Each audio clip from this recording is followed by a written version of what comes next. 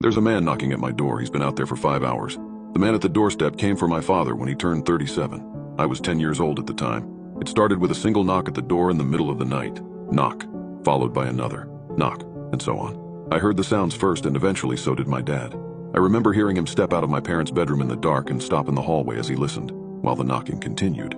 Knock, over, knock, and over, knock, and over, until he finally went downstairs and opened the door. And by the time I made it to the staircase to see who it was, my dad was already gone, our front door slamming behind him.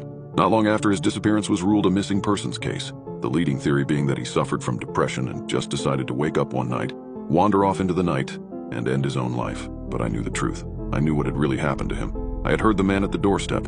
Unfortunately, no matter how many times I tried to explain what I had heard, no one believed me.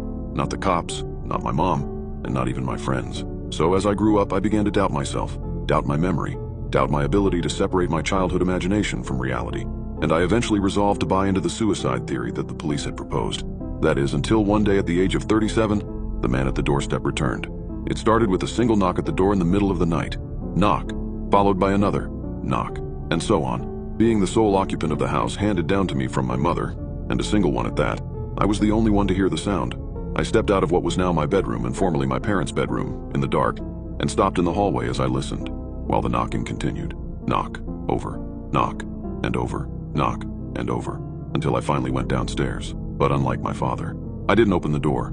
I simply tiptoed up to it and looked through the peephole. Sure enough, on the other side of the door was the silhouette of a hooded man knocking away. Over, knock, and over, knock, and over. But knowing the fate that had befallen my father, there was no way I was going to answer him. So I just tiptoed over to the staircase, took a seat on one of the steps. Knock. I waited, and waited. Knock, and waited for him to stop.